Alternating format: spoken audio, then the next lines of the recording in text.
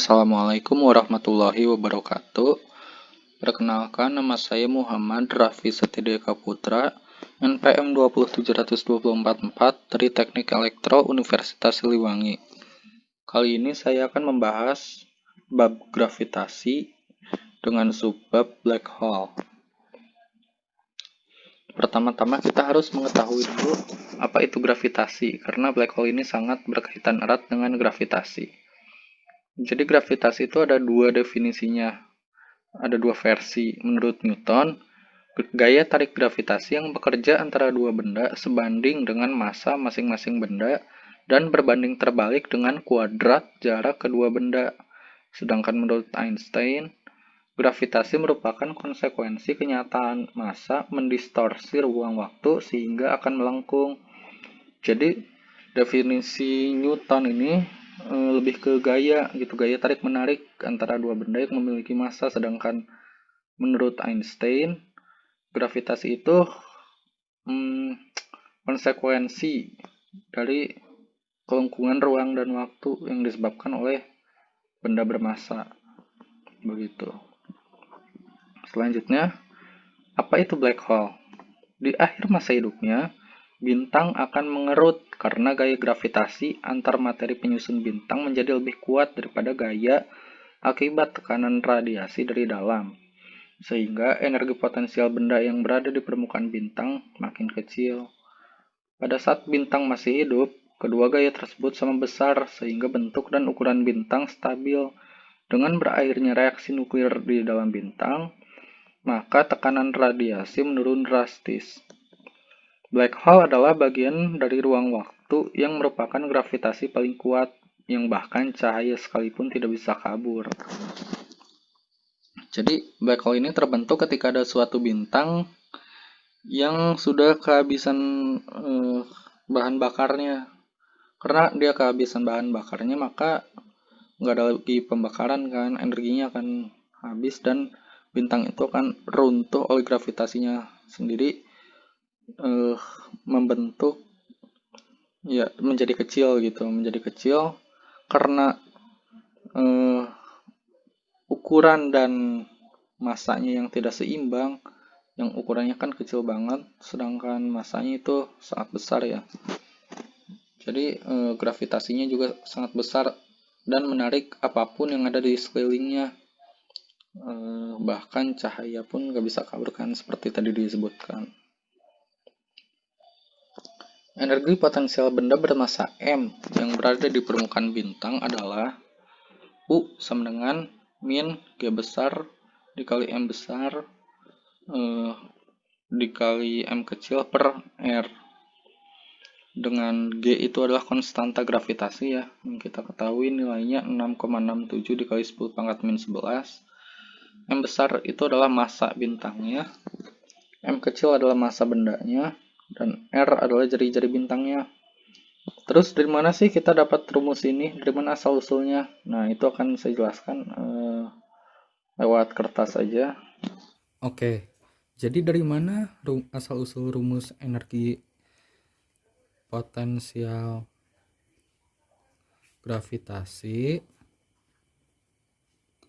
Nah, energi potensial gravitasi adalah usaha untuk memindahkan suatu benda dari satu titik ke titik lainnya. Jadi misalnya gini, di atas suatu bintang, ini anggap aja bintang. Nah, terdapat suatu benda yang ingin dipindahkan ke titik yang lainnya gitu. Kan untuk memindahkannya perlu usaha. Nah, itulah energi potensial gravitasi.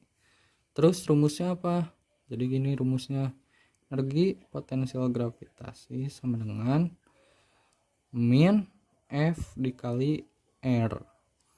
Kenapa ini min? Karena ini tuh usaha. Usaha itu kan satuannya vektor ya, bukan skalar. Jadi dia pakainya minus. Terus apa itu F? F itu adalah gaya gravitasi di bintang tersebut. Dan R ini adalah jarak yang ingin dipindahkan bendanya, jarak bendanya. Terus kita bisa turunkan lagi sama dengan minus konstanta gravitasi dikali massa bintang atau planetnya dikali massa bendanya per jari-jari kuadrat. Ini kan rumus gravitasi ya. Terus dikali lagi kan sama R. Nah, di sini kita bisa coret R-nya sama R. Jadi sama dengan minus konstanta gravitasi terus dikali massa bintang dikali massa bendanya per jari-jari bintang. Nah, inilah yang disebut dengan energi potensial gravitasi atau U. Itulah asal usulnya. Oke, sekarang kita masuk ke jari-jari Schwarzschild. Pada jarak yang tak terhingga dari bintang, energi potensial massa M adalah 0 atau tidak merasakan lagi pengaruh gravitasi bintang. Misalkan energi kinetik benda saat di permukaan bintang adalah K1 dan energi kinetik pada jarak yang tak berhingga dari bintang adalah K2. Dengan menggunakan hukum kekekalan energi mekanik, kita dapat menulis seperti ini. Min G besar, M besar M kecil per R plus K1 sama dengan 0 plus K2. K itu energi kinetik ya. Nah, terus benda dapat melepaskan diri dari ikatan oleh bintang apabila energi kinetik pada jarak tak berhingga lebih besar atau sama dengan 0 atau K2-nya lebih besar daripada 0, daripada sama dengan 0. Syarat ini berimplikasi min G besar, M besar, M kecil per R plus K1 lebih besar daripada sama dengan 0. Atau ini kita bisa pindah ruaskan. Jadi ini kan K itu energi kinetik, yang kita tahu rumusnya adalah setengah mv kuadrat. Lalu karena yang ini dipindah rumuskan menjadi setengah mv kuadrat lebih besar daripada sama dengan G M besar M kecil per R gitu. Atau ini kan 2 ya, bisa kita setarakan lah, 2-nya kita pindahkan ke ruas ini, dan M kecilnya itu kan sama-sama M kecil, jadi bisa kita coret ya. Jadi yang tersisa adalah V kuadrat lebih besar daripada sama dengan 2G M besar per R gitu.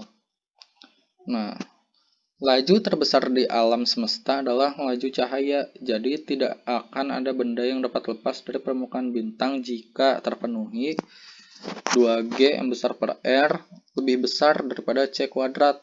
C di sini adalah kecepatan cahaya yang kita tuh nilainya 3 kali 10 pangkat 8 meter per second kan. Atau R lebih kecil daripada sama dengan 2G M besar per C kuadrat. Itu tinggal kita tuker aja, kita ruaskan. Nah, persamaan di atas itu kan, persamaan ini menyatakan bahwa ada satu jari-jari kritis yang menjadi batas benda dapat lolos atau tidak dapat lolos dari bintang.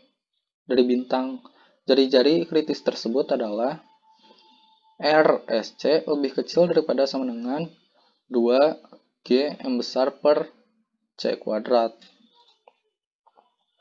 Nah, jari-jari kritis ini atau RSC ini kita sebut juga dengan jari-jari Schwarzschild. Nah, sekarang ada contohnya nih. Berapa jari-jari matahari agar matahari menjadi black hole gitu ya. Misalnya kan kita ketahui massa matahari itu 2 dikali 10 pangkat 30. Kita masukkan aja ke rumus yang tadi. Jadi ke rumus RSC ya. Jadi RSC sama dengan 2 dikali ini G dikali M massa mataharinya. Jadi 2 dikali 6,67 dikali 10 pangkat min 11 dikali 2 dikali 10 pangkat 30 per C kuadrat. Ini kecepatan cahaya kuadrat. Nah, kita hitung sehingga hasilnya adalah 2964 meter atau kurang lebihnya 3 km. Nah, jadi bisa kita bayangkan matahari yang segitu besarnya, yang volumenya itu 1 juta volume bumi, harus dipres sedemikian rupa, ditekan sedemikian rupa, sampai ukurannya tersisa 3 km aja untuk menjadi black hole. Dengan masanya ya masa matahari itu. Jadi, ya black hole ini sangat kecil ukurannya, tapi masanya sangat besar, makanya gravitasinya itu kan sangat besar, bahkan cahaya aja nggak dapat lolos seperti tadi. Nah, ini ada gambar black hole pertama. Nah, ini merupakan salah satu pencapaian terbesar manusia ya. Kita bisa mendapatkan gambar yang dari objek yang berjarak 55 juta tahun dari bumi dengan menggunakan teknologi yang canggih itu. Jadi ini kenapa buram? Karena ini nggak pakai teleskopnya, itu nggak teleskop yang foto snapshot gitu. Jadi ini dia mengumpulkan gelombang elektromagnetik atau gelombang radio itu ditangkap, dikumpulkan, jumlahnya itu sekitar 5 petabyte ya kalau nggak salah. Dikumpulkan, disatukan, diproses menggunakan komputer super canggih itu hingga dapat gambar seperti ini. Gitu. Mungkin sekian penyampaian materi dari saya. Untuk kurang lebihnya mohon maaf dan terima kasih. Sampai jumpa.